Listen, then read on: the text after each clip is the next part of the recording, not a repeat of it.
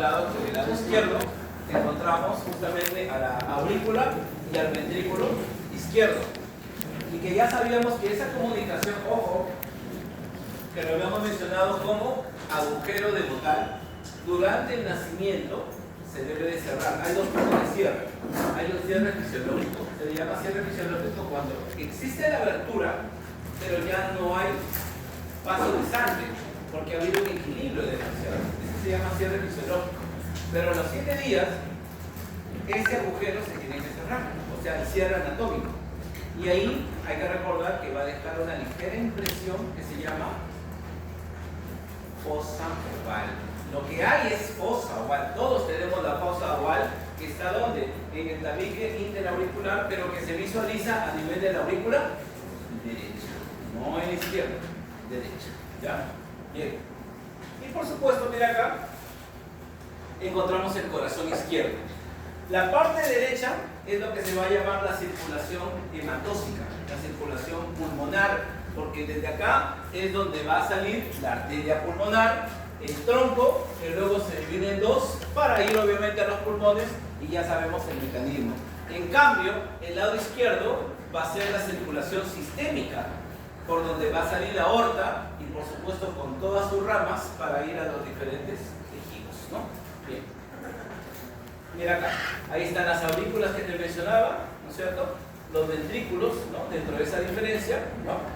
Y obviamente, cuando la aurícula y el ventrículo se contraen, no lo hacen, debería ser de manera simultánea, porque como vamos a ver, existe desde el punto de vista celular algunas uniones, algunos mecanismos por los cuales deberían contraerse de manera simultánea. Sin embargo, la aurícula y el ventrículo se van a contraer con una pequeña diferencia de tiempo. Es decir, hay un retraso, eso lo hace el nodo auriculoventricular, y ese retraso permite que primero se contraiga la aurícula y después se va a contraer el ventrículo, para poder entender el ciclo cardíaco. ¿Ya? Para poder entender el ciclo cardíaco. Bien. Y por supuesto, bueno, ya hemos hablado de la circulación hematóxica, ¿no? A partir de la arteria pulmonar, y por supuesto la aorta, que viene a ser en este caso la circulación, en este caso sistémica, ¿no? Eso ya lo hemos mencionado. Bien, mira acá. Ahora, te decía que acá, lo habíamos mencionado, hay un músculo que normalmente, si bien es cierto, se llama tejido cardíaco. Debes de recordar que el tejido cardíaco, escúchame acá, son también que fibras musculares, son también que cilíndricas, al igual que en el músculo esquelético. El músculo esquelético también son fibras musculares, ¿correcto? Además son estriadas, es decir, aquí también vamos a encontrar sarcómeras, igual, tanto en el estriado esquelético como en el cardíaco también hay sarcómeras, ¿está bien? ¿Qué más? Vamos a encontrar acá que son multinucleadas, solamente que mientras el esquelético, los núcleos en este caso son centrales, en el otro son periféricos, ¿sí?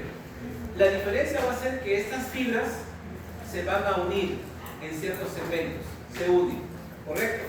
No es como la otra donde una está la otra y está la otra, entonces están separadas o son paralelas. En cambio acá van a ser uniones, cada ciertos segmentos se unen varias fibras, en este caso musculares. Entonces, hay un músculo auricular, hay un músculo ventricular y hay un músculo, en este caso, del nodo del sistema, en este caso, nodal, ¿no? Y te dije, son fibras especializadas en la conducción del impulso cardíaco. Bien, entonces mira acá. La diferencia que se va a generar, te mencionaba, es porque hay un pequeño retraso. Pero una de las cosas que diferencia el corazón es que el corazón no se fatiga. El músculo estriado, esquelético, sí se fatiga. Y obviamente la fatiga es porque, recuerden algo, para que se genere la contracción de un músculo, ¿qué necesitas? ATPs. ¿Estamos de acuerdo? Pero ¿de dónde proviene el ATP? ¿De qué fenómeno? Ya, pero ciclo de Krebs, ya, correcto, pero ¿a partir de qué biomolécula se produce? Glucosa. A partir de la glucosa, correcto. Sin embargo, Mientras en el músculo, recordemos esa diferencia, tu músculo tiene glucógeno, ¿correcto? Es la mayor reserva. El glucógeno, por un fenómeno que se llama glucogenólisis, se transforma en glucosa. Y esta glucosa, en presencia de oxígeno, se va a llamar el fenómeno glucólisis aeróbica, ¿correcto? Y la glucólisis aeróbica, ¿qué me produce? CO2 más agua más energía. Esa energía expresada en forma de ATPs. ¿Cuántos ATPs en una glucólisis aeróbica? 36. 38. Pero de esos 38, no te emociones, dos se utilizan para la enzima que lleva a cabo esa glucólisis. Por eso que como producto neto es 36. ¿Ya? Pero la obtención normal son 38. Así que hay que tener cuidado ahí. Cuando la glucólisis es anaeróbica, porque también hay anaeróbica, ¿cuántos ATP se forman? 4. Pero ya sabes que la enzima utiliza 2. O sea que de manera neta hay 2 ATP. Cuando hay fatiga se produce ácido láctico, ¿no es cierto? Y obviamente ese ácido láctico te puede llevar a una contractura, a un calambre muscular. ¿Correcto? Entonces en el músculo esquelético tiene una serie de sucesos que pueden llevar a cabo ese fenómeno. Pero acá no. Acá justamente el corazón no se puede detener. ¿Estamos de acuerdo? El corazón mantiene esa contracción. Hay una ritmicidad cardíaca. Lo que indica entonces que hay un alto consumo de oxígeno. ¿Estamos de acuerdo? Pero que no permite la formación de biomoléculas, como en este caso, como el ácido láctico, que podrían provocar algún tipo de lesión o contractura a nivel cardíaco. ¿Ya? Bien. Ahora, estas fibras, en cambio, se caracterizan porque van a generar potenciales de acción. Y estos potenciales de acción son los que van a llevar a cabo todo un fenómeno, todo un circuito por el cual el corazón va a contraerse y relajarse de manera continua, espontánea, rítmica, porque el corazón tiene un ritmo, ¿correcto? Hay un ritmo cardíaco que obviamente mantiene la simetría de cada uno de los ciclos que vamos a encontrar. ¿Ya? Bien, ven acá. Eso es la estructura de la fibra cardíaca. Entonces, en esta fibra, como pueden ver, la forma que tiene es una forma cilíndrica, ¿correcto? Que también tiene extensiones, que tenemos núcleos, que en este caso van a ser centrales, a diferencia del estriado esquelético que son periféricos. Pero como te decía, cada ciertos puntos vamos a encontrar uniones. Y esas uniones son las que van a explicar por qué en el esquelético puede contraerse un segmento y un segmento no, ojo, puede darse esos casos, pero en el cardíaco tiene que contraerse como un solo músculo, ¿correcto? Como un solo músculo. A ese fenómeno se le llama sincipio. Pero ahorita no nos adelantemos con eso. Mira acá. Entonces, esa sería la disposición de estas fibras, en este caso cardíacas. ¿Estamos de acuerdo? Pero, mira acá, vamos a encontrarnos con este pequeño detalle. Mira acá. Cuando nosotros hacemos un segmento, una sección, y lo miramos, ¿no? Cómo es que se ve por dentro, miren acá. Entonces nos vamos a encontrar que por dentro nos vamos a encontrar con las biomoléculas contráctiles, actina y miosina. ¿No es cierto? Que ya sabemos que en el músculo estriado esquelético también ocurre lo mismo, ¿no? Ahora, ojo, no olvidar, para hacer un recordaris, que estas proteínas se llaman proteínas que contráctiles, pero también hay reguladoras, ¿no es cierto? Recordemos que las reguladoras están en qué filamento, grueso o delgado. Ya te olvidaste, grueso o delgado. Delgado. En el delgado había dos proteínas reguladoras, la troponina y la tropomiosina. ¿Correcto? Tropomiosina. Y aparte están las estructurales, ¿correcto? Que no vamos a entrar en esos detalles. Bien, miren acá. Entonces, miren acá. El detalle entonces es que, oye, o sea que acá también hay sarcómera. Por supuesto que sí, hay sarcómera. Y por supuesto que va a haber un tema de contracción y relajación, ¿no? También, porque obviamente hay presencia de estos filamentos. Sin embargo, muchachos, miren acá. Al observar, recuerda que acá, Mira, esta es la fibra muscular, para que me entiendas. Esta es la fibra, ¿correcto? Acá hay uniones, pero lo que están haciendo, muchachos, de acuerdo al ejemplo, es tomar una parte de esta masa muscular. Lo que están haciendo era por acá, un segmento, si te das cuenta o no. Y lo que estábamos viendo era la conformación. Ahora, lo que está viéndose en ese recuadro en rojo es qué es lo que se ve en ese punto medio, en ese punto donde aparentemente se encuentran dos fibras, en este caso musculares ahí. Eso es lo que estamos viendo. ¿Estamos de acuerdo? Entonces, ahí en ese punto, nosotros vamos a encontrar a este segmento a los llamados discos intercalares. ¿Correcto? Entonces, estos discos intercalares vienen a ser una característica que es exclusiva del corazón. No lo tiene otro tejido. ¿Y para qué sirve ese disco, muchachos? Para que el impulso cardíaco llegue de manera completa, rápida, total a todas las fibras musculares. Entonces, al trasladarse el potencial de acción a través de este disco intercalar, va a provocar entonces que todas las fibras se contraigan a la vez. A ese fenómeno de contracción simultánea se le llama sinciclo, ¿correcto? Entonces habrá un sinciclo auricular, por ejemplo se habla de un músculo auricular, sinciclo ventricular, ¿correcto? Bien. Ahora, aparte que también vamos a encontrar otras uniones, miren acá. Entonces, vemos ahí la separación de las dos fibras a través de este modelo y luego vamos a encontrar la presencia de estas uniones. ¿Estamos de acuerdo? Entonces, el disco intercalar, que es obviamente, digamos, la modificación o la característica más importante, presenta aparte otras uniones como los desmosomas y esas fascias, las fascias Dehner, pero que estas se van a caracterizar ¿por qué?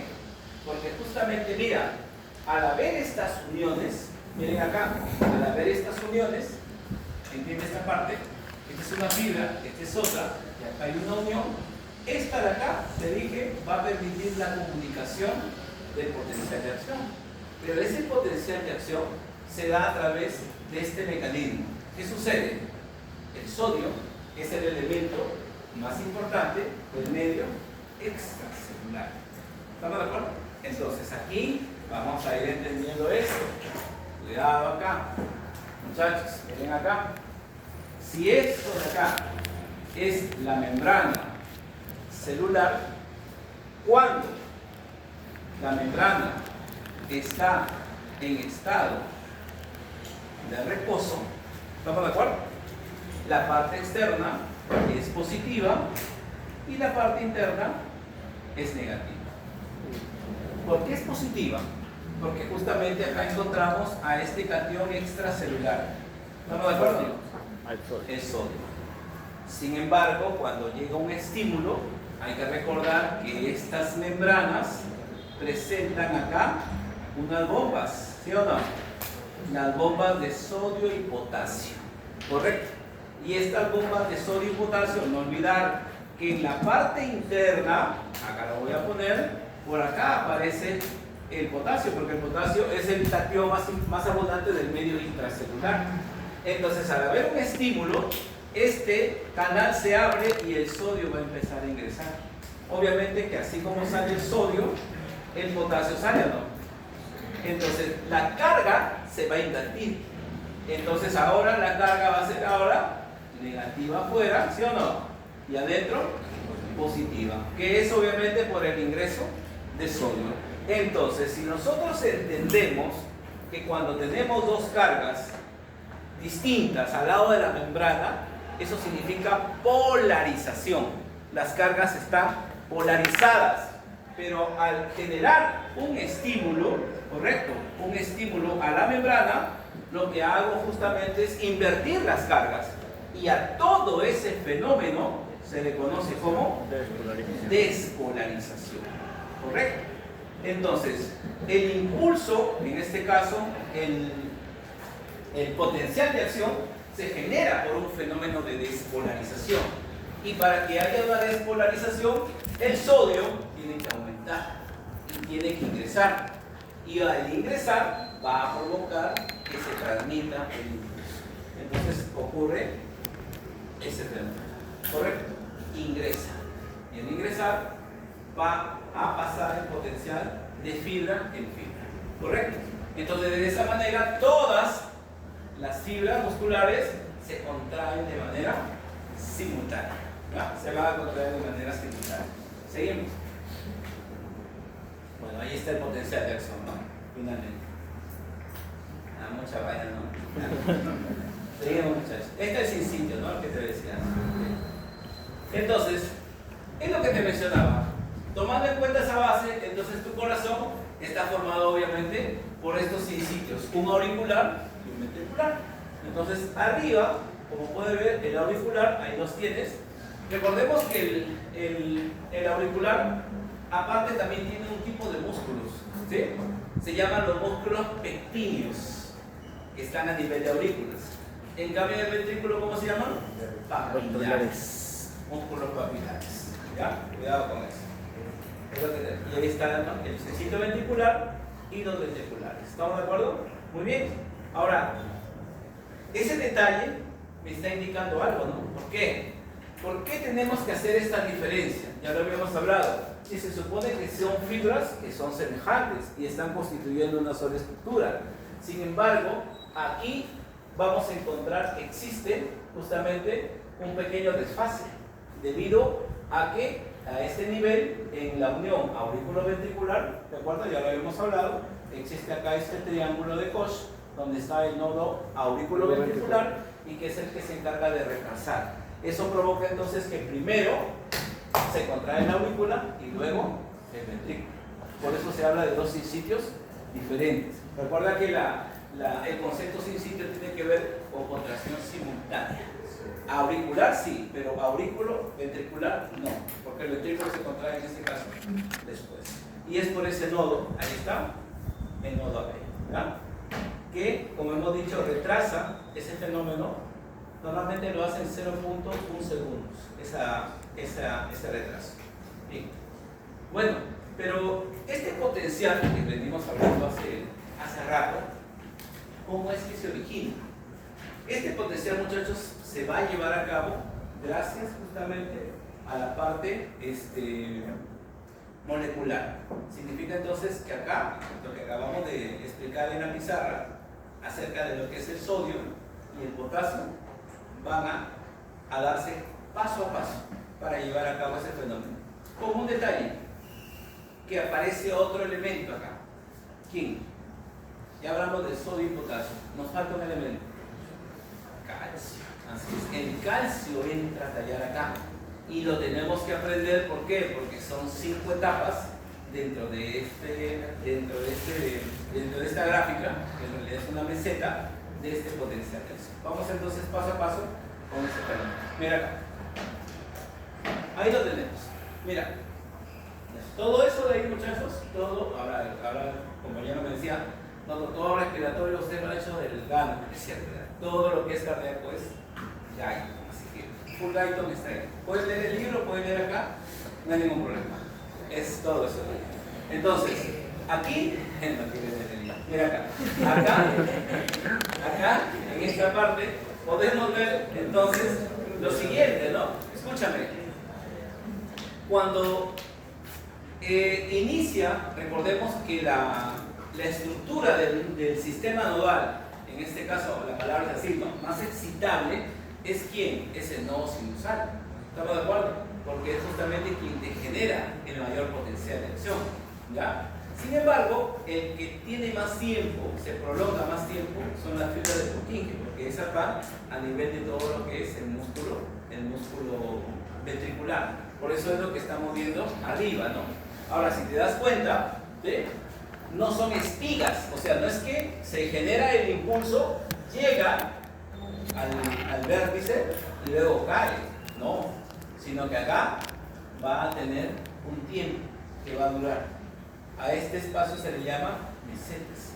Y justamente son esas mesetas las que explican por qué se da este ciclo cardíaco. ¿Por qué el ciclo cardíaco? ¿Alguien se acuerda cuánto dura el ciclo cardíaco?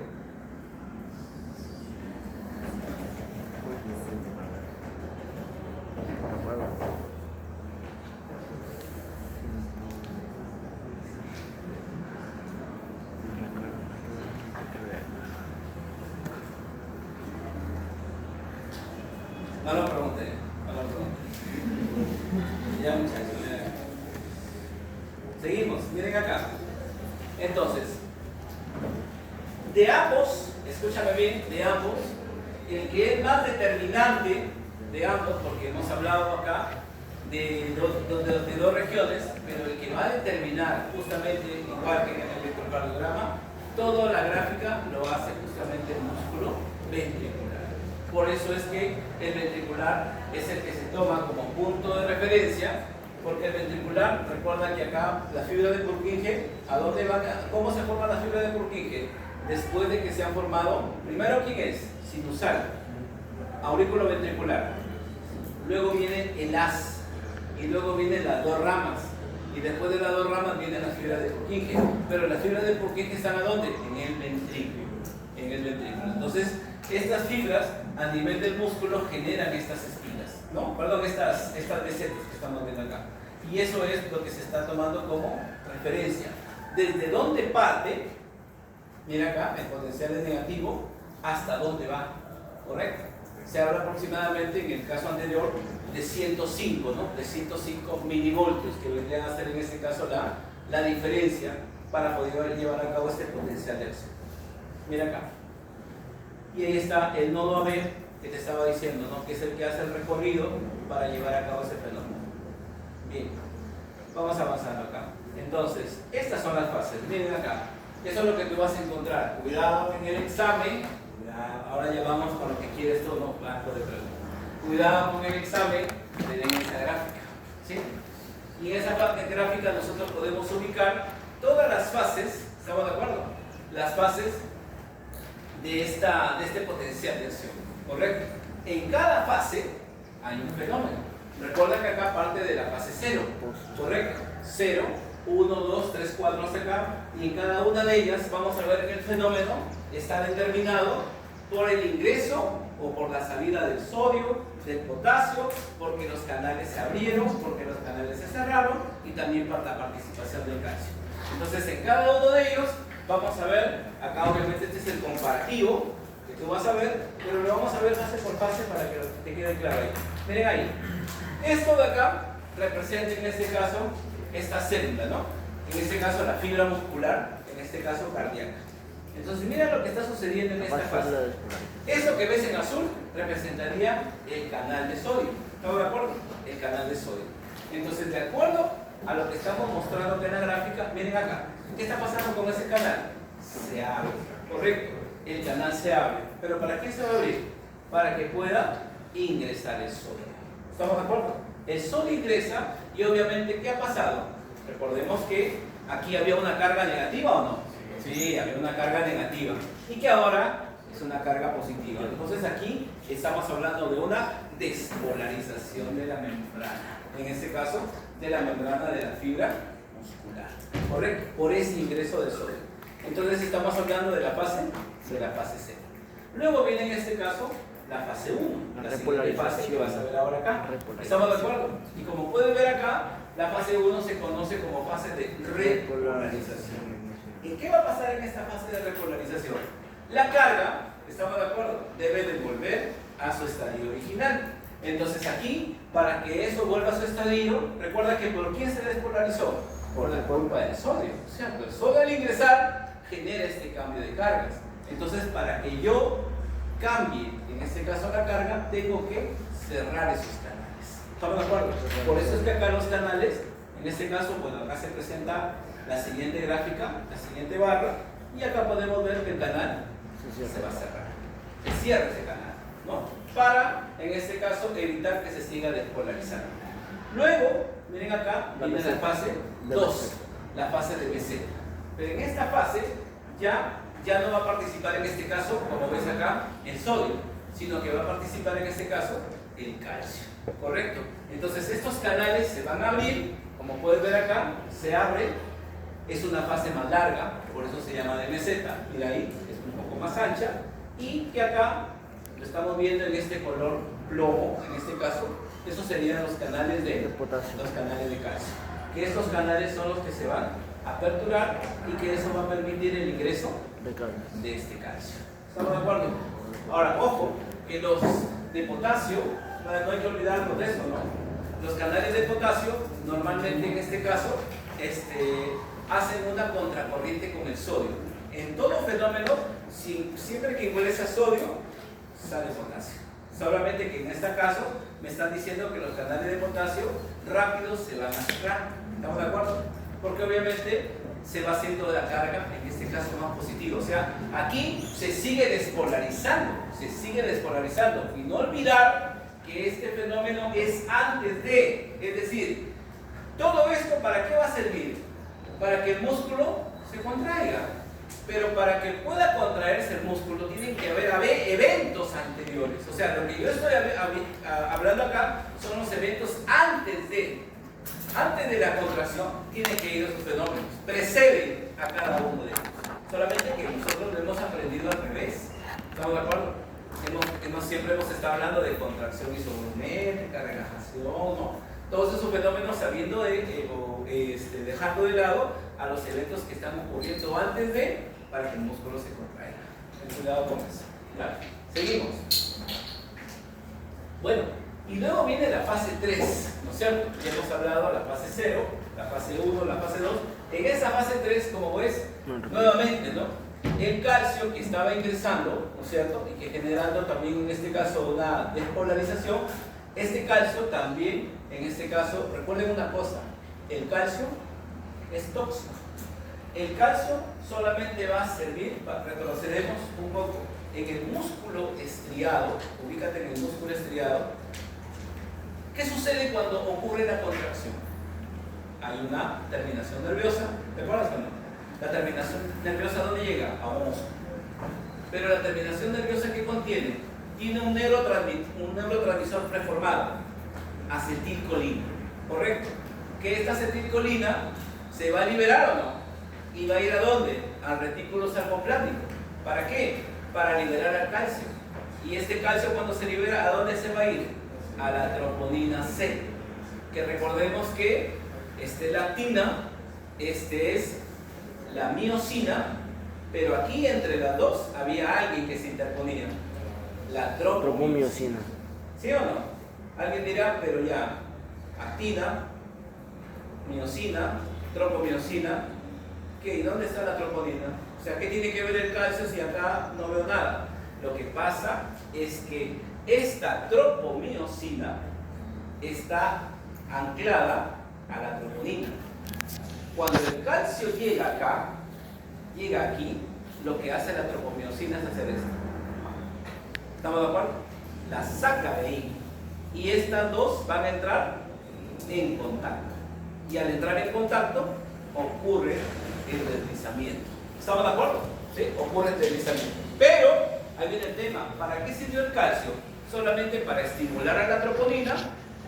Esta sale del lugar y entra en contacto. Solamente para eso sirve el calcio. ¿Y luego qué va a pasar con el calcio? Se tiene que recuperar.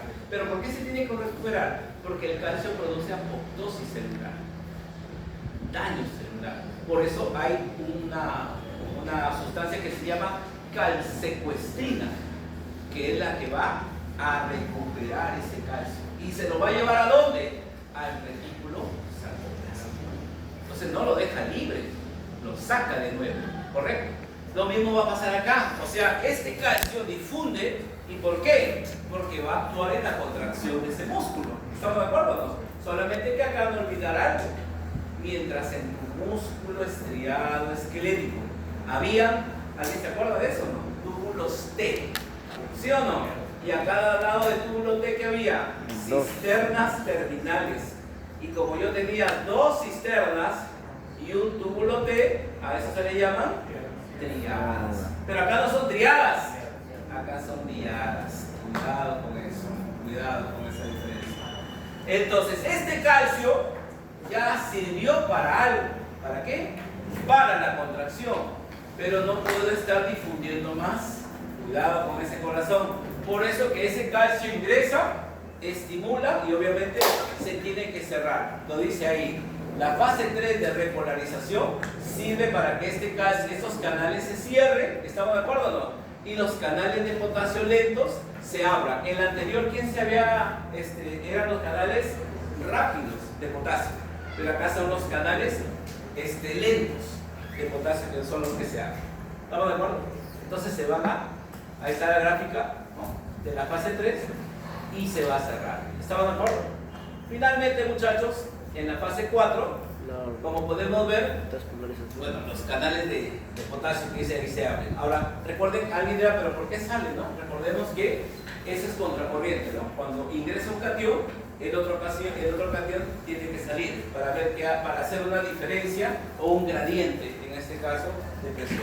Finalmente, en la fase 4, que entra en reposo en este caso, como pueden ver, y va a llegar hasta menos 90, ¿correcto?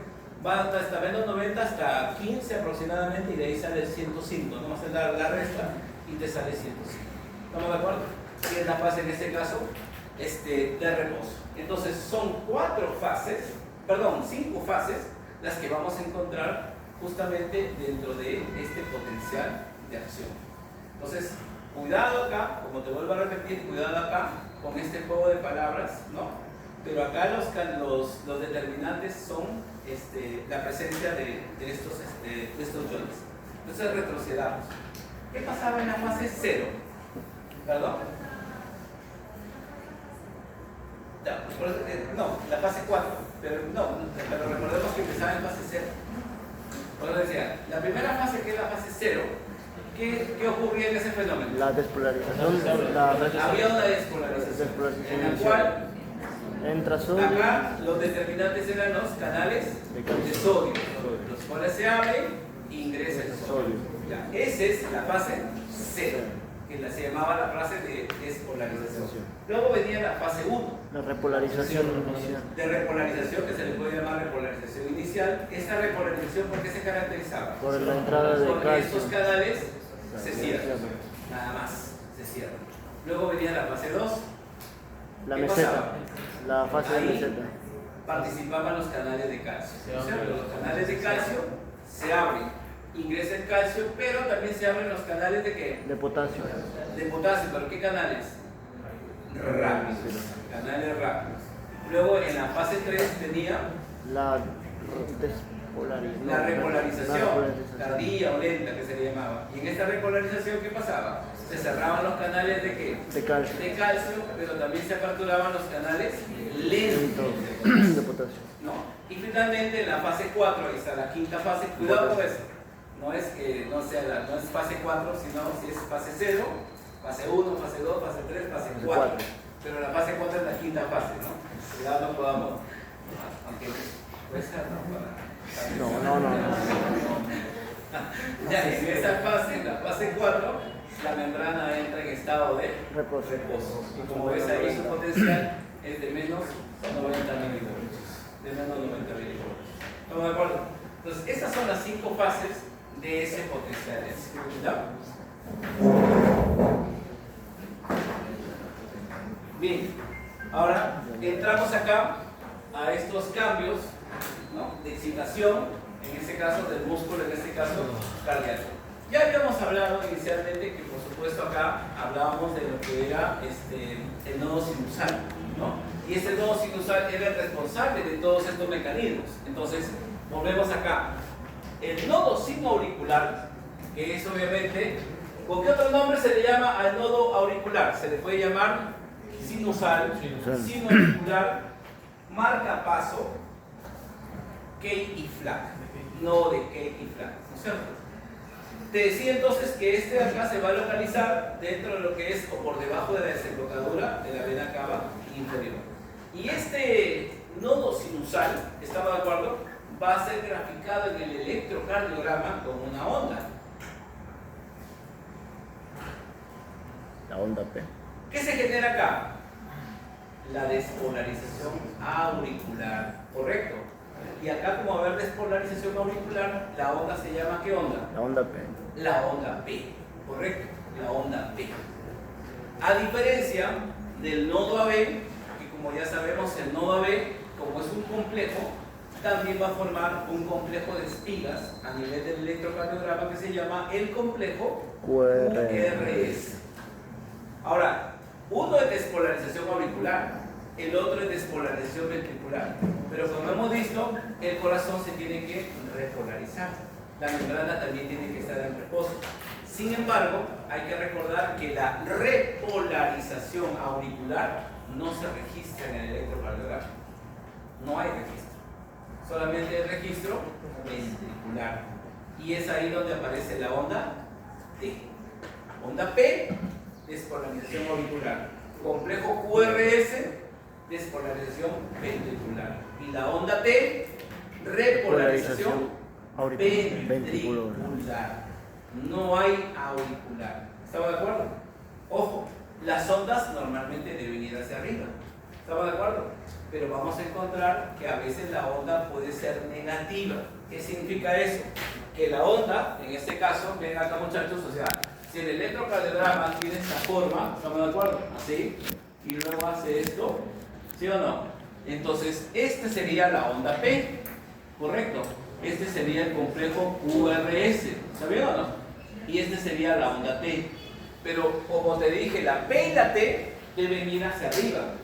Esas son ondas positivas.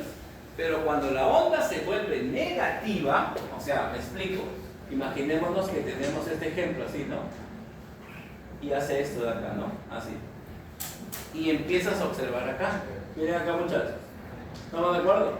Esto es lo que se llamaría una onda T invertida. Invertida. ¿Sí? O negativa. Cuando vemos la presencia de estas ondas, correcto. Entonces, dependiendo, ahí viene el tema, porque seguramente ya han visto algunos ya esa práctica, dependiendo de lo que de la derivación del electrocardiograma, uno puede hablar ya de la sospecha de un infarto. ¿Correcto? Un infarto. Un infarto, normalmente uno tiene que saber en qué derivación esa onda es negativa. Pero la onda T normalmente invertida ya me hace sospechar de un infarto, necesariamente. ¿Correcto?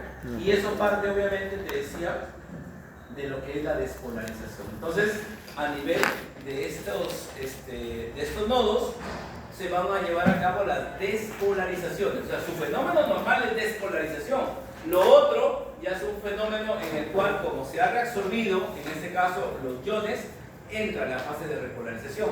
Pero no olvidar que la repolarización, volvemos a decir, la repolarización auricular no se registra en el electrocardiograma. ¿Ya? No se registra en el electrocardiograma. Y ahí podemos encontrar las velocidades. Esas son las velocidades para quién? Para el impulso, en este caso, el impulso cardíaco.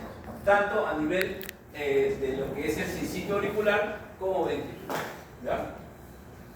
Y acá, comparado con lo que es una fibra nerviosa. ¿Estamos de acuerdo? Entonces, como podemos ver, a nivel de lo que es el lado cardíaco, hay una mayor o menor velocidad. Al lado, pero ¿Mayor o menor velocidad? están iguales. ¿Por qué dudas?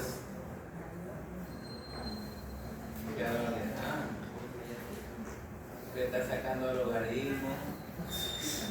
No. ¿Mayor o menor velocidad? ¿Va a ser mayor? ¿O va a ser menor?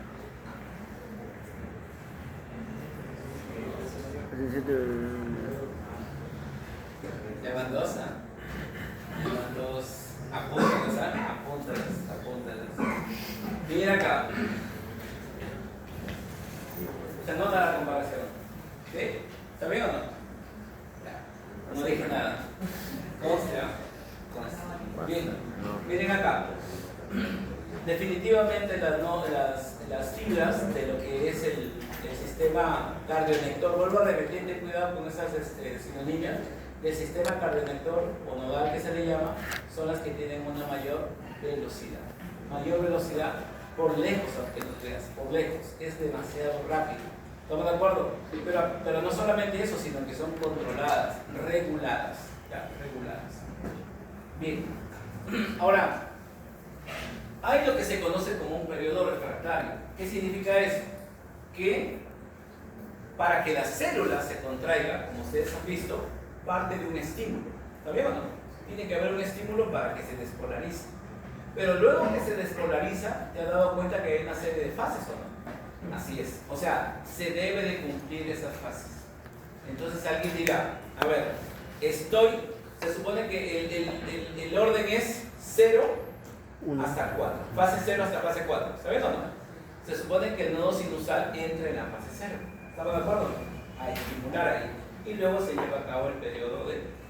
¿Qué pasaría si el nodo sinusal, después de haber enviado señales en la fase 0, y debería esperarse, para así decir la palabra, debería esperarse que llegue a la fase 4, ¿no?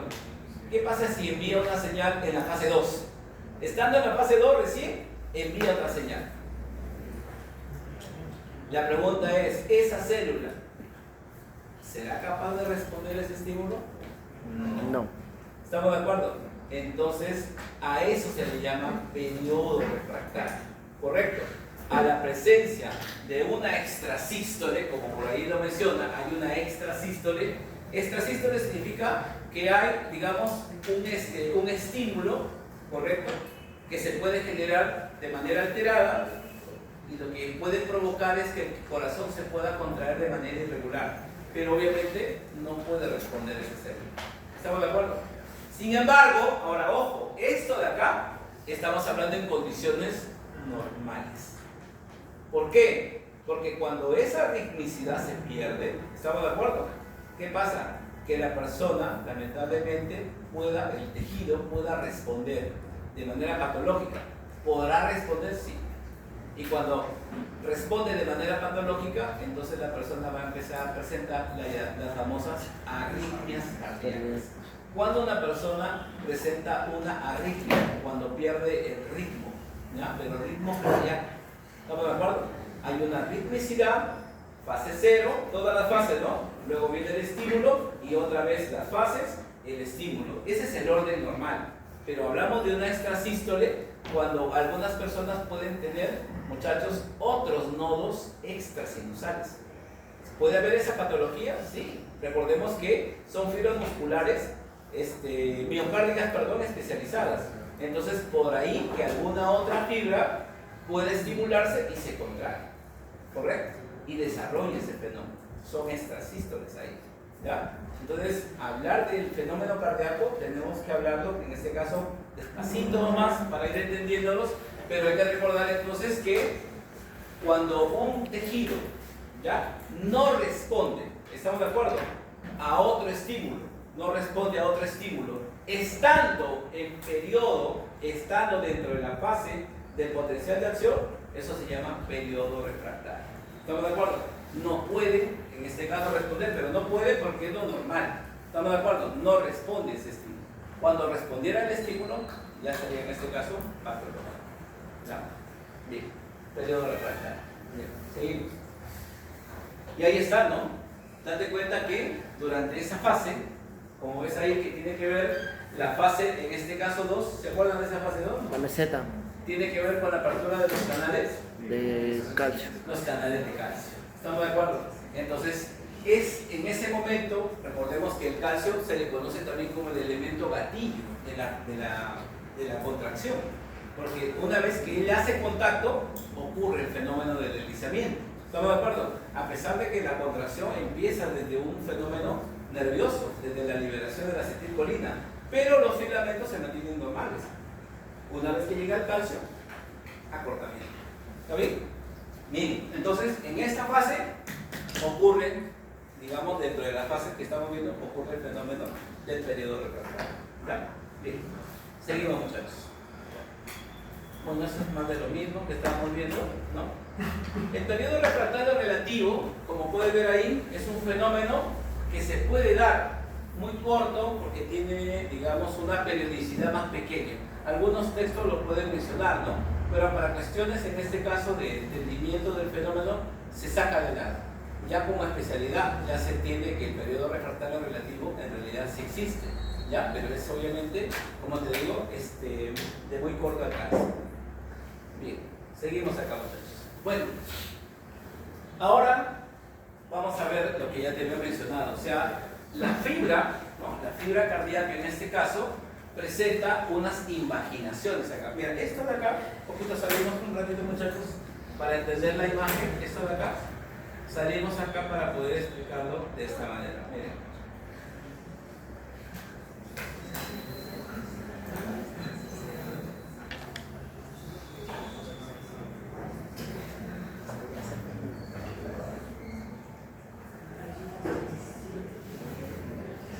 Miren acá, muchachos.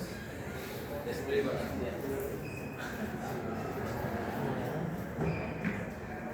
Miren esta imagen, un poco para entendernos acá.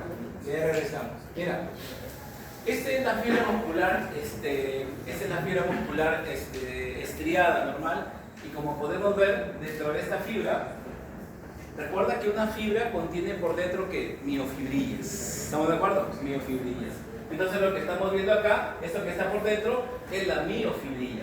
Entonces, por fuera, nosotros vamos a encontrar que existen justamente estas modificaciones que vienen a ser los túbulos T. Estos túbulos T lo van a cruzar de manera, en este caso, transversal, y a los lados de los túbulos T, nosotros vamos a encontrar a estas dilataciones llamadas cisternas terminales. Que el conjunto de dos cisternas, ¿no?, que te había dicho, ¿no?, con un túbulo T, que va a originar una triada.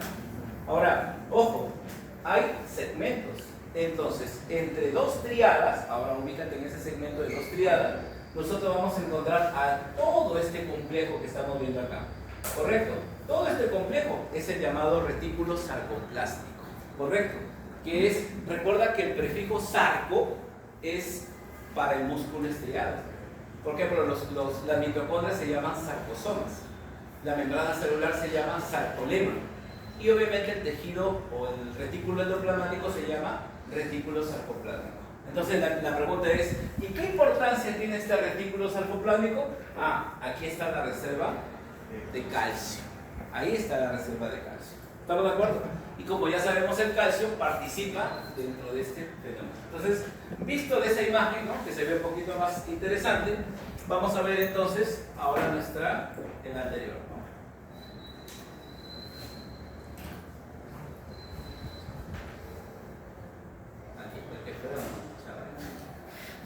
Vamos a exponer acá.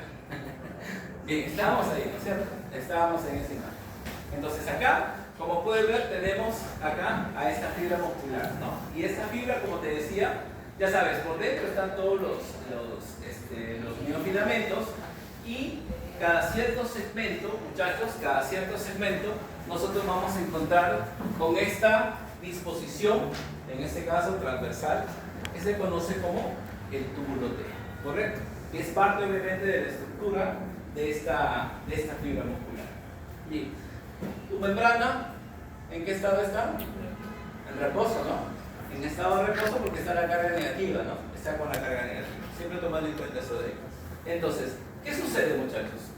Como recordamos, el miocardio, ¿no?, que vienen a ser estas fibras musculares, ¿no?, van a estar en contacto con otras fibras, ¿no?, dentro del diente. Recuerda, porque alguien dirá, ¿dónde se encuentra el sistema nodal, ¿no?, en conjunto, ¿no? Porque uno dice, ya, el sistema nodal está en la desembocadura. No, ese es el área donde está el nodo sinusal. Si te preguntara todo el conjunto sinusal, AB, A de His y fibra de Purkinje, ¿dónde están todas?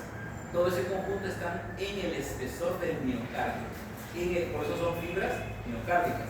Por eso es que están en contacto estas fibras cardíacas con las miocárdicas especializadas, ¿no? ¿Entienden? Como miocárdicas especializadas o musculares especializadas, hablando en este caso de todo el complejo del sistema nodal. Entonces acá, como pueden ver, hay un potencial de acción. ¿Te acuerdas? ¿Desde cuánto partía? ¿De acuerdo a lo que hemos visto? De menos 90. ¿Te acuerdas o no? En fase de reposo es de menos 90 milivoltios. Que luego, obviamente, se va a disparar, ¿correcto?, hasta la fase 0, ¿no?, donde hemos visto que llega, a pesar de que la gráfica puede decir más 20, ¿no?, como hemos dicho es de 105, que va a llegar en este caso la diferencia de ese potencial de acción. Bien. Ahora, ¿hay uniones de hendidura? Claro. ¿Quién estaba en esas uniones de hendidura? Se lo acabo de explicar. No, ¿tiene la mención? Los discos intercalares, ¿no es cierto? Los desmosomas, las fascias adherentes. O sea, hay un conjunto ahí. Obviamente el más representativo es el disco de intercalar, pero ¿qué va a permitir esa unión de hendidura? Que ese potencial de acción pase de fibra en fibra. ¿A través de quién? ¿De qué elemento? Elemento del grupo 1A. Es un metal alcalino. Desarrollamos química. El sodio, pues oye, el sodio, estamos hablando del sodio. Voy a tomar la tabla periódica la próxima. La ciencia porque no, tabla periódica, está hablando un día de pregúntame por ahí David, ¿no? Ya, entonces el sodio es el elemento que va a ingresar, ¿estamos de acuerdo o no? Va a ingresar para generar la despolarización, porque eso es lo que hemos hablado dentro de todo este mecanismo acá. Entonces mira acá. El potencial a través, ¿no es cierto? A través de esas uniones de hendidura ingresa, ¿correcto? Va a ingresar dentro de lo que es esta fibra muscular, obviamente la va a estimular en su totalidad, por supuesto, y luego va a pasar de fibra en fibra, lo que se estaba mencionando. Miren acá. Ahora, ¿y por qué se puso en azul? Ya saben, ¿no? ¿Quién ingresó? El sodio. El sodio acaba de ingresar. ¿Y qué significa que haya cambiado de negativo a positivo? Que se ha despolarizado. Se ha despolarizado esa membrana. ¿Correcto? ¿Y ahí qué es eso? Los canales de calcio. ¿Estamos de acuerdo? El canal de qué? De calcio. De sodio que estamos hablando, que es el que va a permitir o explicar ese ingreso dentro de la membrana. ¿Estamos de acuerdo? Entonces estamos tratando de complementar lo que venimos ahora hace rato explicando acerca de este fenómeno. ¿Sí? Miren acá. Ahora, este canal de sodio, por supuesto, estimula a toda la fibra, necesariamente, ¿no? Lo va a estimular a toda la fibra, pero no hay que olvidar que a los lados del túbulo T, ¿sí o no? Estaban las cisternas. Y a los lados de las cisternas, los retículos. Y dentro de los retículos, el calcio. ¿Estamos de acuerdo? Que el calcio está dentro de y que va a participar también dentro de estos potenciales, ¿no? Miren acá. Entonces, miren ahí. Ya lo tenemos. ¿Estamos de acuerdo o no? El calcio que estaba contenido dentro de esta red, de estos sacos, va a salir. Porque hay que recordar que en la fase 0, el sodio ingresaba. Luego en la fase 1, se cerraba el canal de sodio, ¿sí o no? Y en la fase 2, se libera en este caso el calcio. En este caso, el fenómeno que estamos viendo se está dando, ¿por qué? Porque obviamente se va a llevar a cabo el fenómeno contráctil, en este caso, de la célula miocárdica. ¿Correcto? Bien. Y por supuesto, ahí estaba el retículo que te estaba mencionando, ¿no es cierto? Se abre también. Y mira, ahí está. Te había mencionado yo que, ¿te acuerdas? Que el calcio era una sustancia tóxica, ¿no? Esa palabra tóxica, ¿no? No sé con qué gano, no sé por qué lo digo así, ¿no? No sé, un sentimiento tóxico, ¿no? Entonces, mira, escúchame. Pero te había dicho que produce apoptosis, ¿no? Produce daño celular. Y por lo tanto te dije que había tres mecanismos por lo cual este calcio te tiene que reabsorber. Te hablé de uno, ¿no? A ver si te acuerdas. Calciclostrina, te la dije, ¿no? Pero ¿quién más está? Los canales de sodio, que ese es el otro. Así como permite la salida, lo voy a reabsorber. ¿Estamos de acuerdo? Y el otro es las bombas de calcio ATPasa. Estas bombas de calcio ATPasa se le conoce con la sigla cerca, con S. Cerca. ¿Correcto? No con C, sino con S. Cerca. Salvo que, ahí viene el tema, que esos tres mecanismos es en el músculo estriado esquelético. El músculo que ustedes estudian, ¿no? En anato 1, en inicio 1, anato 1. Pero acá aparece un nuevo receptor, la rianodina, que estamos viendo acá. Este receptor que es característico ¿de quién? Del corazón. ¿Ya? La característica del corazón. ¿Ya? Entonces, cuidado con este receptor. Vuelvo a repetir, no es exclusivo del, digamos, o sea, no es el único, por si acaso, pero sí es el exclusivo del corazón. ¿Estamos de acuerdo? ¿Y para qué van a servir? Van a servir para reabsorber, ¿saben o no? El calcio que se había liberado. Pero vuelvo a repetir, el calcio se libera con un único fin, unirse a la troponina, ¿estamos de acuerdo? Para que pueda haber, al unirse a la troponina, recuerden que hay un sitio activo para la contracción, que está tapado, oculto por la tropomiosina. Sacas a la tropomiosina, dejas libre el sitio activo, ¿no?, de contacto, y la miosina, la cabeza de la miosina, entra en contacto ahí, en ese fenómeno. ¿Estamos de acuerdo? Bien, seguimos. Entonces acá, muchachos, es lo que va a pasar, ¿no? Se va a recuperar el calcio, ¿estamos de acuerdo, no? Ingresa y sale. O sea, acá estamos viendo los dos mecanismos. El tema de liberar el calcio y recuperar el calcio. Ojo, el calcio no se pierde. Una vez que yo lo tengo almacenado, lo utilizo y lo reabsorbo. ¿Estamos de acuerdo? Lo utilizo y lo reabsorbo. Ojo, el corazón no es una reserva de calcio. La reserva de calcio, ¿cuál es? El hueso. 99% de calcio se encuentra en el hueso. ¿Estamos de acuerdo? Pero hay que recordar que no solamente se utiliza acá, se utiliza en la contracción muscular, se utiliza como cuarto elemento de la coagulación sanguínea. Entonces tiene muchos usos el calcio, ¿ya? Pero no se va a perder, a diferencia de lo que es otro detalle. La acetilcolina, que eso lo han visto en fisiología 1, la acetilcolina sí se metaboliza. Y el responsable de metabolizar la acetilcolina se llama la colinesterasa, o también llamada acetilcolinesterasa. Se degrada, esa se tiene que degradar, porque para la contracción necesito dos cosas: acetilcolina y calcio. El calcio ya sabes cómo se recupera, pero la acetilcolina, ¿estamos de acuerdo?, tiene que degradarse, ¿ya?, para que ya no siga, en este caso, estimulando. Seguimos, mira acá. Entonces, ahí se va a llevar a cabo esa contracción, ¿no es cierto? El responsable, el calcio, que lo va a hacer justamente, bueno, no se aprecia mucho, tenemos que tener más amplia la imagen, muchachos. Como puede ver aquí, ya lo habíamos visto en el esquema anterior, estos vienen a ser los filamentos gruesos, ¿se ve o no? Y acá están los filamentos delgados, ¿no? Entonces hay un deslizamiento, recuerda que se deslizan los delgados sobre los gruesos, ese es el orden, ¿no? Y esto es gracias a la presencia de este calcio. Bien, entonces acá, como puede ver acá, el calcio es el eje, digamos, desencadenante, como ves ahí, ¿no?, que la fuerza justamente de contracción está justamente determinada por esta presencia de este calcio. ¿Estamos de acuerdo? Cuando uno evalúa el corazón, recuerda que el corazón no solamente evalúas, muchas veces nosotros solamente nos dedicamos a evaluar al corazón por el tema de la cronotropía. O sea, quiero saber cuántos latidos cardíacos hay, pero que a eso nada más se resume. O sea, solamente vas a ver el cronotropismo, cuántas veces se contrae, ¿no? Pero hay que también evaluar la fuerza de contracción. ¿Estamos de acuerdo? Y eso ya no se evalúa con o sea, no colocando los dedos, pensando, o con un estetoscopio, sino que ya en este caso utilizas un parámetro más completo como es el electrocardiograma. ¿Correcto?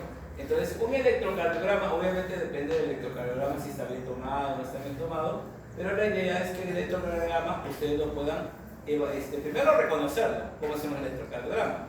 Luego hay que verificar cuáles son las derivaciones. ¿Estamos de acuerdo? Dónde se colocan justamente los dispositivos, ¿correcto? Y cómo deben ser los valores normales. Partamos de lo normal. ¿Y qué es lo primero que yo aprendo a leer en un electrocardiograma? La frecuencia cardíaca, ¿correcto? Entonces, si en un electrocardiograma tú no sabes leer la frecuencia cardíaca, entonces en la práctica, ya los que están conmigo, lo primero que van a hacer es, ya una pregunta de examen es: te doy un electrocardiograma, sácame la frecuencia cardíaca. Y es fácil, solamente que obviamente cuando uno todavía no ha aprendido a contar, ¿no?, a ver la mecánica, todavía pues no se patea, pues, ¿no? Pero ese es un ejercicio práctico de una clase. Un electrocardiograma, muy bien, calcúlame la frecuencia cardíaca. Ahora, ahí tiene que ser en la práctica que tú tienes que aprender. Ya lo demás, ¿no?, que tú vas a ir aprendiendo poco a poco, pero lo primero siempre es, en una lectura, la frecuencia cardíaca, que es lo más sencillo, cuántos latidos por minuto, porque la presión a veces aparece. Ya muchachos, seguimos acá con el esquema, mira acá. Entonces, mira acá, como pueden ver, hay una diferencia en cuanto a las velocidades, ¿no? Y el diámetro. Y como pueden ver acá, es mayor que en el esquelético, tanto en el diámetro como en el volumen. Este túbulo T es más ancho a nivel del corazón. ¿Estamos de acuerdo? Tiene un mayor diámetro. Y el que tenga mayor diámetro, ¿qué significa? Que tenga, mira, mayor diámetro y mayor volumen. Y si tiene esos dos mayores, significa que hay mayor capacidad. O sea, va a haber un mayor almacenamiento. De ahí que obviamente la contracción, en este caso, correcto, sea más sostenida y sea más rítmica. O sea, vas a tener siempre ese insumo. Por lo tanto, no va a haber en este caso fatiga muscular. ¿Sí? Bien, mira acá. Ahora, hay unas estructuras que en este caso vienen a ser los mucopolisacáridos. Escúchame, estos mucopolisacáridos, ¿ya?, son estructuras que están dentro del corazón, ¿correcto? Y que van a jugar un papel importante en la regulación de este calcio, ¿ya? En la regulación de este calcio. Por eso se unen, ¿ya? Y vuelvo a repetir, ¿con qué fin? Con evitar la toxicidad, ¿no? Evitar la toxicidad de este calcio. Muy bien. Entonces, arriba, como ya puedes ver, eso de ahí es lo que se denomina directamente proporcional. La fuerza, ya hace rato lo que hemos visto hace un momento, ¿no? La fuerza de la contracción cardíaca depende de la contracción, de la concentración del calcio. ¿Correcto? Entonces, si hay suficiente calcio, se va a llevar a cabo este fenómeno. Por eso es que las personas que tienen hiperparatiroidismo, ¿has escuchado ese fenómeno? ¿No? La paratiroides, ¿te acuerdas o no? Las paratiroides, ¿con qué tienen que ver, muchachos? ¿Qué producen las paratiroides? Paratormona, ¿correcto? ¿Y la paratormona qué hace? ¿Es hipo o hipercalcemiante?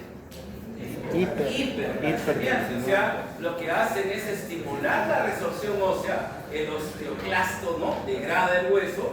¿Y qué hace? Ese calcio que está en el hueso lo libera a la sangre. De esa manera aumentan los niveles de calcio. ¿Estamos de acuerdo? ¿Sí? Entonces, ahora, al haber un hipoparatiroidismo, lo que va a provocar entonces que ese fenómeno disminuya. Y al haber disminución, obviamente no va a haber paratormona, no va a haber degradación, no se libera el calcio y la concentración disminuye. Entonces se puede provocar algunos fenómenos como la llamada tetania. Esta es una pregunta que también te puede venir. Una tetania cuando hay un hipoparatiroidismo. ¿Ya? Hipoparatiroidismo. Y ahí está, pues, ¿no?, la presencia de ese líquido que está por fuera y que debe estar en este caso ser abundante en el tema del calcio extracelular. ¿Correcto? Ahí está. ¿No? Ahí está la presencia de ese calcio. Entonces, los capilares, recordemos que el músculo cardíaco está ricamente vascularizado. Le hemos hablado, ¿quién lo vasculariza? Las arterias coronarias, ¿no? Obviamente como arterias tienen ramas colaterales, tienen ramas terminales y finalmente estos tienen capilares. Y son estos capilares, ¿no?, recordemos que son los que nacen desde la aorta, los que van a suministrar, en este caso, la presencia de este calcio que está contenido dentro de lo que es la sangre, ¿no? Bien. Ahora, habíamos estado hablando de esta liberación, ¿estamos de acuerdo? De esta liberación y la presencia justamente de los mucopolisacáridos, que te había dicho que en este caso viene a ser una forma de regulación, ¿no? De regulación de lo que viene a ser este calcio, que a través del mecanismo, ¿cómo se llamaban esos canales que regulaban, que son exclusivos del corazón?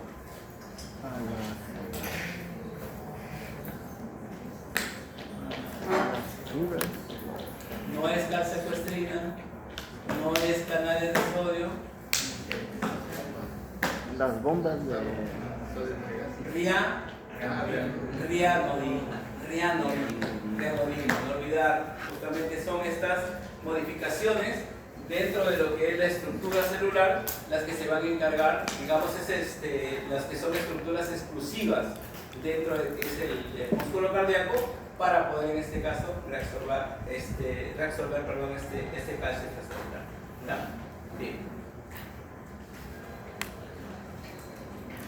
Ahora, acá lo que estamos viendo ya es el fenómeno opuesto, ¿no? Significa entonces que luego, después de haber terminado el fenómeno de la contracción, entonces obviamente se recupera el calcio, el sodio, estas canales se van a cerrar, ¿estamos de acuerdo? Y la membrana va a volver en este caso a su fase de reposo, ¿no? A su fase de reposo. Por eso es que ahora ya está en sentido negativo, ¿no? Ahí se van a cerrar los canales de sodio, ¿estamos de acuerdo?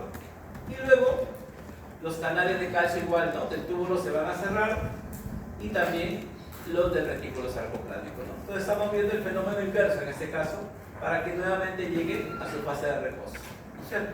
La bomba de sodio antepeasa, que es la que va a recuperar justamente este calcio, ¿no es cierto? Listo, es el fenómeno inverso, ¿no? Y ahí el intercambio del sodio con el calcio, ¿correcto? Para que el calcio nuevamente vuelva al líquido, ¿no? Desde donde provino, ¿verdad? En este caso que viene a ser desde los capilares. ¿Estamos de acuerdo? Igual que el potasio como un efecto de contracorriente, porque recuerden que a medida que un ion ingresa, el otro va a salir. Normalmente, ¿y por qué el potasio en este caso?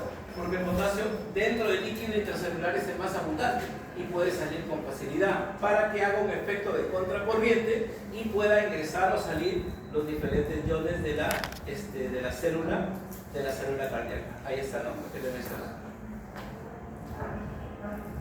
El mecanismo inverso, ¿no? El mecanismo inverso que ya habíamos hablado de esos canales.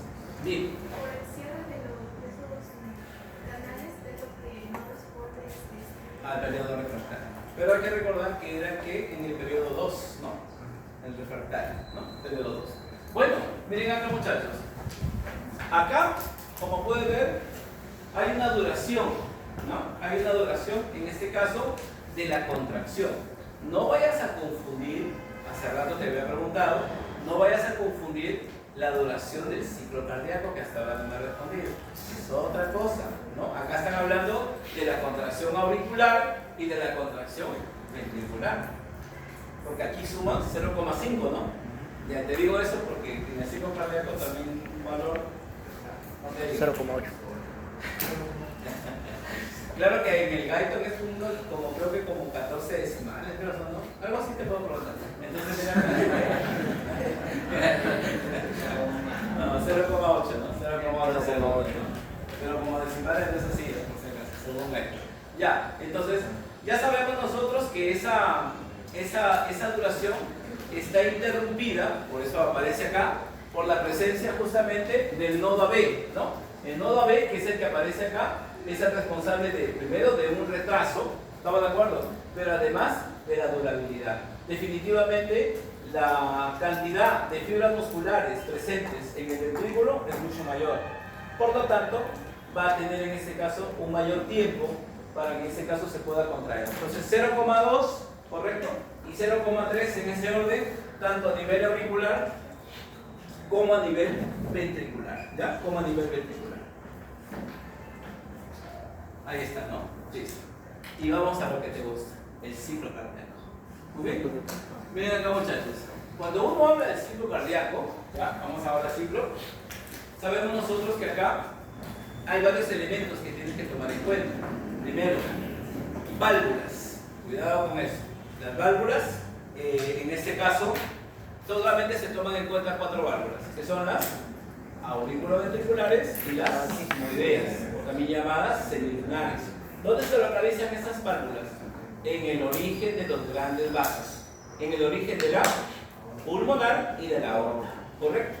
¿Cómo se llama la válvula que está en el origen de la pulmonar? Sigmoidea pulmonar, ¿estamos de acuerdo? Y o semilunar. Y la otra se llama sigmoidea aorta, ¿estamos de acuerdo? Entonces, en este ciclo, las válvulas se cierran o se abren, ¿estamos de acuerdo? Cuando una válvula se abre, ¿estamos de acuerdo? Es para que ocurra una fase, ¿estamos de acuerdo? Por ejemplo, cuando se abren las AB, significa que la sangre pasa de la aurícula al ventrículo. Entonces hablamos de una fase de llenado. ¿Estamos de acuerdo? Pero cuando se abren las sigmoideas es porque la sangre de los ventrículos, ¿estamos de acuerdo o no? va a pasar aquí a las arterias. Y obviamente eso significa que la sangre está saliendo del corazón. Y a esa fase se le llama eyección.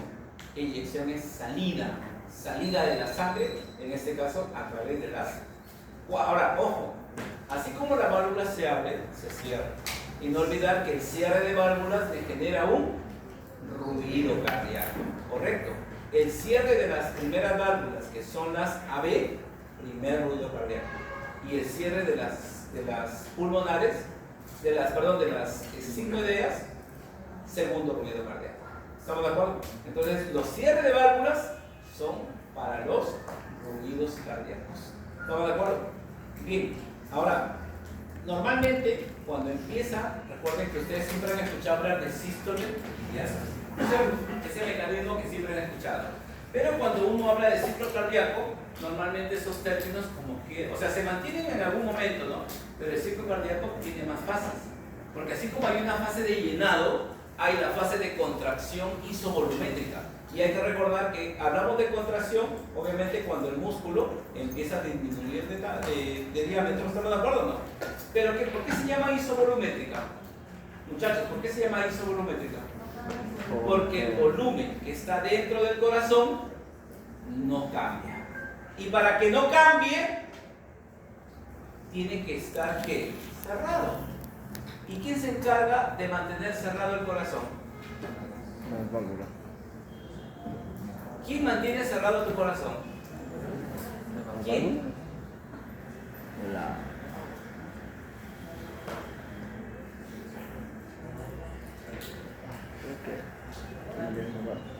¿Cómo se abre tu corazón?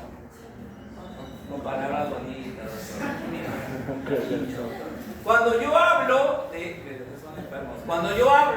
de que si tu corazón se abre o se cierra, me refiero a las válvulas.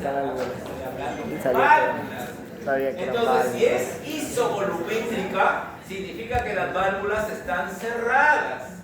Las dos, ¿cuáles dos? Las auriculoventriculares y las semilunares. Deben estar cerradas. Por eso aparece el concepto isovolumétrica. Hay una contracción isovolumétrica, hay una relajación isovolumétrica.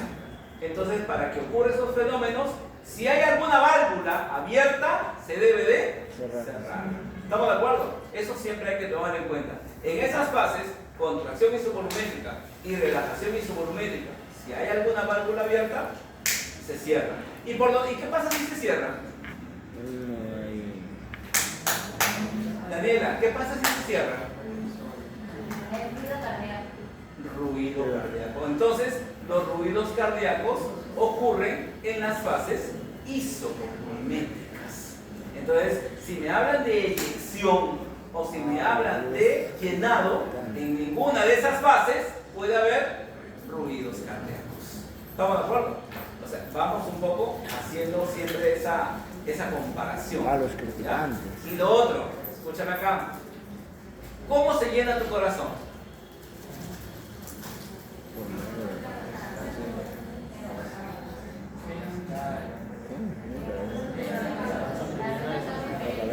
Ya, entonces tu corazón se llena, estamos de acuerdo, en la fase de llena. Ahora, depende de qué parte de tu corazón, porque si son aurículas, ¿correcto?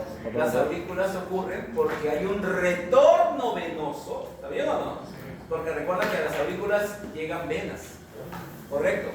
Tanto a la izquierda, las pulmonares, ¿recuerdas? Y a la derecha, las cavas. Entonces tiene que haber un retorno venoso. Entonces la fase de llenado auricular es por retorno venoso. ¿Está bien o no? Ya, y si quiero que se llenen los ventrículos, por apertura de válvulas, ¿no? Al abrirse las válvulas AB, la sangre de aurículas pasa a los ventrículos. ¿Estamos de acuerdo? ¿Sí? Pero espera, tranquilos. Para que pase de un lado hacia otro, lo hace de dos maneras. La primera, ¿cuál es? Ya, tienes arriba las aurículas, viene la sangre, está retornando. Pregunta, al haber más sangre, tu sangre, recuerda que están las aurículas, está totalmente llena de sangre. Entonces, ¿cómo está esa presión? Aumentada. ¿Y en el ventrículo hay sangre o no?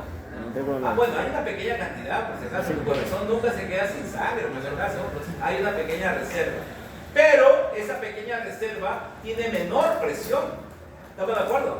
Entonces, la primera parte del llenado de los ventrículos es porque tanta es la presión en la aurícula que se abre, ¿correcto? Se abre, pero ¿se abre por qué? Por diferencia de presiones, ¿correcto? Hay diferencia de presiones. Oye, empieza a pasar la sangre bien bacán. Pregunta, ¿qué va a pasar? Mientras pasa la sangre, ¿qué pasa con la presión en la aurícula? Va disminuyendo. Disminuye, claro, porque al inicio estaba altísima, ¿no? Tanta sangre, al inicio está alta, pero a medida que pasa la sangre, disminuye. ¿Estamos de acuerdo? Pero debe pasar toda la sangre, ¿no? Sí, pero ya perdió fuerza, ya. Entonces, ¿cómo va a pasar esa sangre si ya perdió fuerza? Ese músculo de la aurícula se va a empezar a contraer. ¿Estamos de acuerdo? Por eso te decía, la primera parte es por diferencia de presión y la segunda parte por contracción auricular. ¿Y cuál era el sinónimo de contracción? Sístole. Entonces por eso vas a escuchar que hay una sístole auricular, pero esa sístole auricular es ¿para qué? Para que la sangre restante, ¿está bien o no?, de la aurícula pueda pasar al ventrículo. ¿Estamos de acuerdo? Entonces primero hay un fenómeno pasivo por diferencia de presión y luego hay un fenómeno activo. ¿Estamos de acuerdo?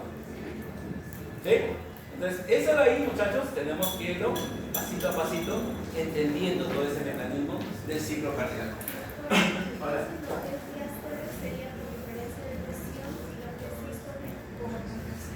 Pero escúchame, eso que te estoy mencionando era en que en el llenado ventricular.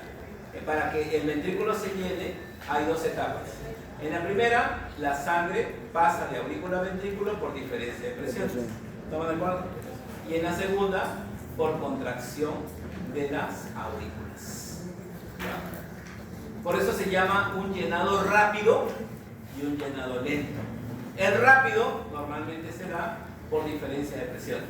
El lento se da por contracción auricular. ¿Correcto? Contracción auricular. Seguimos. Llenado de ventrículos. Bien, es lo que te estaba mencionando, ¿no? Entonces, el ciclo cardíaco no es otra cosa más que el espacio que hay entre ambos latidos. ¿Estamos de acuerdo? Entre ambos latidos. Ahora, obviamente este ciclo se está dando el tiempo o la en este caso la duración, por ejemplo, perdón, la palabra sería la duración, va a depender del estado, ¿no? Porque obviamente si hablamos de una persona que está en plena actividad física, definitivamente el tiempo es más corto. ¿Estamos de acuerdo? Es más corto. Pero en este caso lo están dando, en este caso, como el espacio donde ocurre entre cada latido. Y obviamente, como te decía, está dividida en esas fases clásicas de sístole y diástole. Bien, ahí está, ¿no? Entonces, a nivel de tu corazón va a ocurrir justamente esos ciclos. La pregunta es, ¿cuánto es la frecuencia cardíaca normal? 120/80. Ya, en una persona adulta, normalmente la frecuencia cardíaca es entre 60 a 100. A 100 latidos por minuto. 60 a 100 latidos por minuto. ¿Correcto? Latidos por minuto. Eso viene a ser en este caso la frecuencia cardíaca. Pero no olvidar que tu frecuencia cardíaca va a determinar que el gasto cardíaco. ¿Y a qué es igual el gasto cardíaco? El gasto cardíaco Ya te olvidaste, ¿no? ¿Gasto cardíaco qué es igual? el gasto es igual a la frecuencia respirada. No puede ser, no puede ser.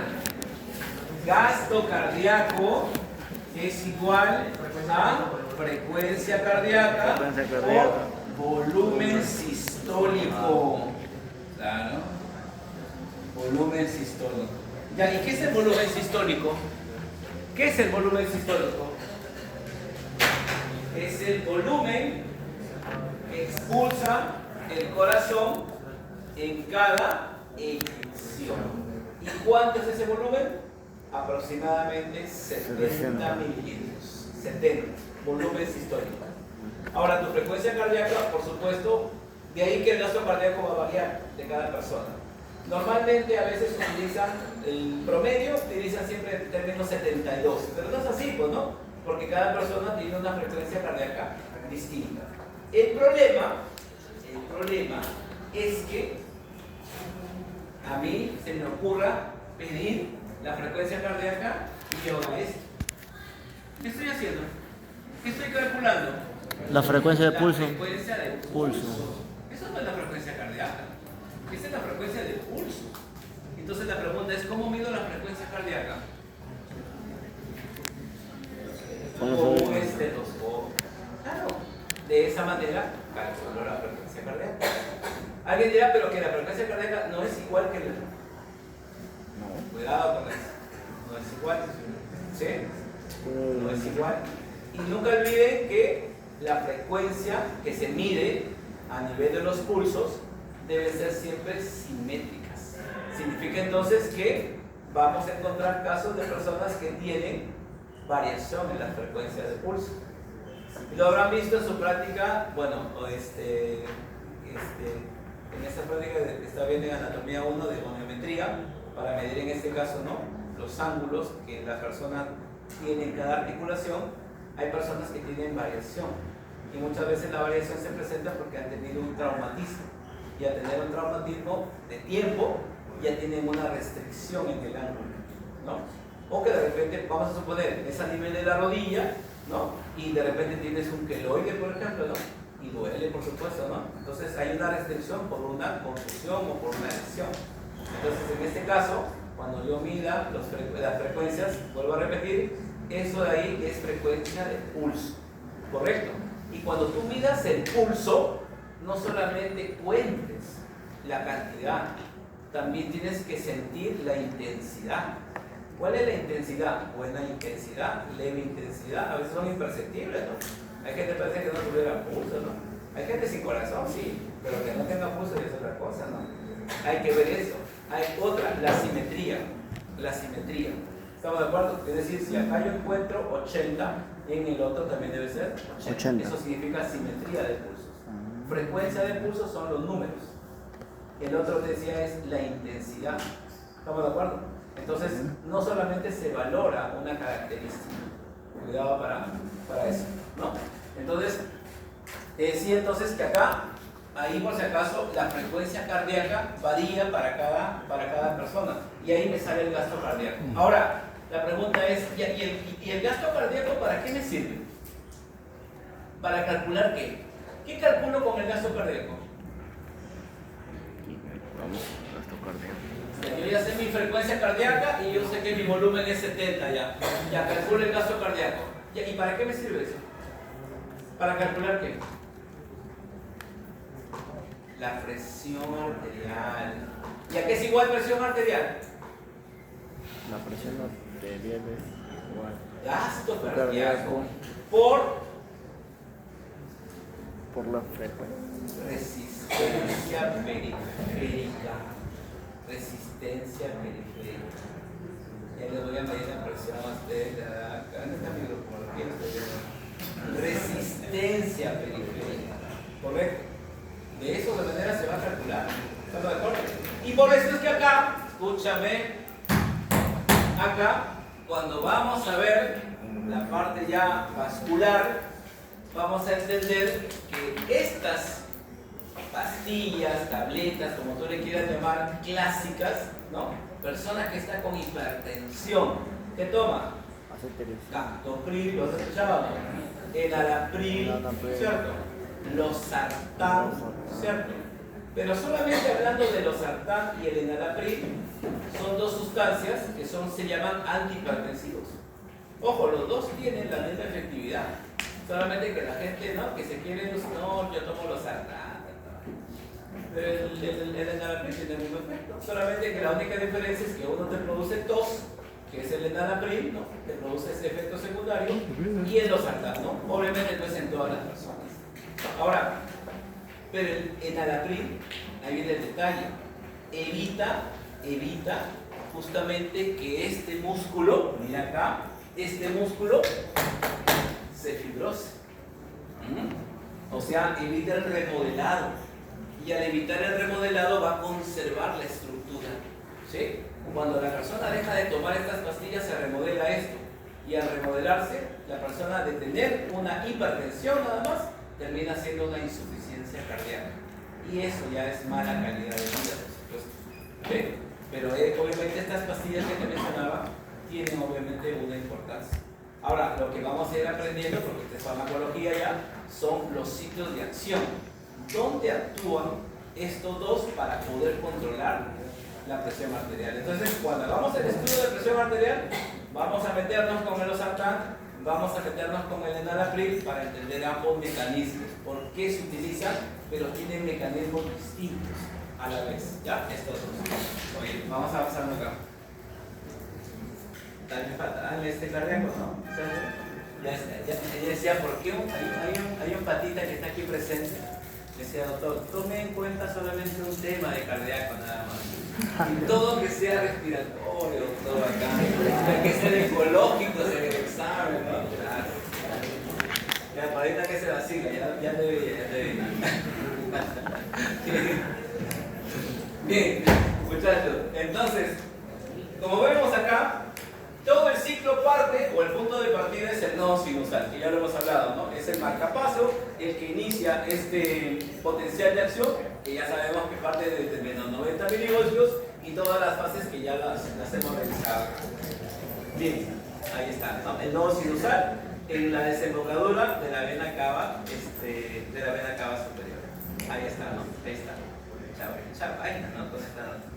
Escúchame, antes se hablaba, eso es algo también importante, antes se pensaba de que existían, ¿ya?, las llamadas haces internodales.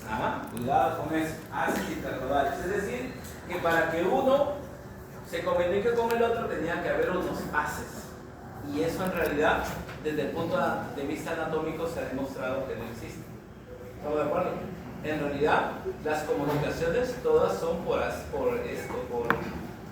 los discos intercalares. Ese es el mecanismo básico, ¿correcto? Que por ahí va a difundir el potencial de acción. Pero estas estructuras que en algún momento se han encontrado y que les han llamado haces internodales, no es en este caso estructuras excitables. Son estructuras, obviamente, que mantienen una unión, pero que funcionalmente no se comunican una con otra. ¿Estamos de acuerdo? Están unidas, pero no es que se comuniquen una con otra funcionalmente. ¿Ya? Por eso acá no hablamos un poco de esos haces internodales. ¿Ya? Bien, mira acá. Bueno, eso es lo que estaba mencionando de cómo va el mecanismo. ¿Te acuerdas? Del principio, primero se contrae, ¿no?, lo que está ahí, la aurícula, y luego el ventrículo, gracias a este sistema de retraso del nodo AB. ¿Cierto? Bien. Es lo que te mencionaba, ¿no? Había un retraso de 0,1 segundos, ¿no?, para que se contraigan primero las aurículas y luego los ventrículos. Y ahí está, muchachos. Miren acá, ¿no? Eso lo hemos hablado, ¿no? Como te digo, ese es el periodo, la forma original. No nos podemos descartar a estos dos porque como tales se sigue utilizando. Pero esos, digamos, son los términos macro dentro de lo que es el ciclo cardíaco. ¿Estamos de acuerdo? El nivel macro. Pero que dentro de cada uno de ellos te dije hay llenado, contracción isovolumétrica, eyección y relajación isovolumétrica. ¿No? Son los 4 periodos que se van a presentar y que están comprendidos dentro de, y además algunos se intersectan. Por eso es que yo no puedo decirte tales fases son de la sístole, tales fases son de la diástole, no se puede. Algunas están intersectadas, como el llenado, por ejemplo, intersecta ambos ahí. ¿Ya? Ahí está un poco la... Uy, perdón, chicos, perdón un momento. Hola, licenciada.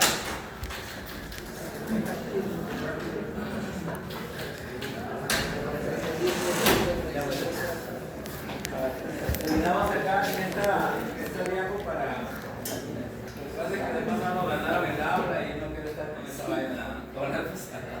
Bien, muchachos, miren acá. Entonces, acá están tomando como un ejemplo, te había dicho, ¿no? Normalmente, como te decía, la frecuencia cardíaca va normalmente de 60 a 100. ¿Ya? Ahora, una de las cosas que como tal, ahí viene el tema, a todos ustedes, ¿ya? Deberían siempre tener en cuenta su basal, pero el basal se refiere a la frecuencia cardíaca, digamos, en estado de reposo. Si van a utilizar un equipo, que ya saben que se llama oxímetro de pulso, que sea de una marca reconocida, ¿ya? Porque hemos tenido casos y casos, ¿no? Cuando te llaman, doctor, el paciente que está saturando 60, ¿no? Y el paciente que está ahí, ¿no? Lo vas a ver al que está sentado, ¿no? El paciente que está sentado. Y no, pues, o sea, ¿qué pasa? Que, o sea, primero es un oxímetro chino, para variar, ¿no? La mano sudosa, si es mujer, está con el esmalte, ¿no? Lo tiene colgando, entonces hay una posición determinada para eso, ¿no? Pero eso es importante reconocer. ¿Por qué? Porque hay personas, al menos en estas épocas después de que hemos, o sea, no es necesario, cuidado con esto que te digo, no es necesario haber estado con oxígeno, ¿sí? Durante el tema del COVID, ¿ya? Porque hay personas que sin oxígeno, no, toda la prueba negativa, ¿no? Es ese tema, ¿no? Obviamente la prueba tiene una sensibilidad, pero termina justamente haciendo una complicación después. Y el tema de la saturación de oxígeno se puede medir con esos equipos, ¿ya? Pero que tiene que ser de una marca reconocida. En algún momento ya cuando ya los chicos, por ejemplo, los internos que yo tengo a cargo, les digo, ¿sabes qué? Déjate llevar, o sea, tú tienes que tener tu propio oxímetro y tienes que tener fidelizado ese oxímetro. Yo, por ejemplo, cuando a mí me dan allá, yo manejo el mío, ¿no? Me ha costado 450, una vaina, ¿no? Pero la idea es que con ese oxímetro yo no pierdo, no me lo pongo, es fijo, seguro, correcto. Y obviamente, por ejemplo, en mi caso, yo siempre, por ejemplo, yo me mido mi frecuencia cardíaca, muchachos, mi frecuencia cardíaca siempre es 61, ¿no? Yo estoy ahí, ¿no? Con las manos ahí, ¿no? Pero tengo ese tema y cuando yo tuve COVID, porque yo entré ya a Casey con COVID, mi frecuencia bajó hasta 45, ¿no? Hice bradicardia, ¿no?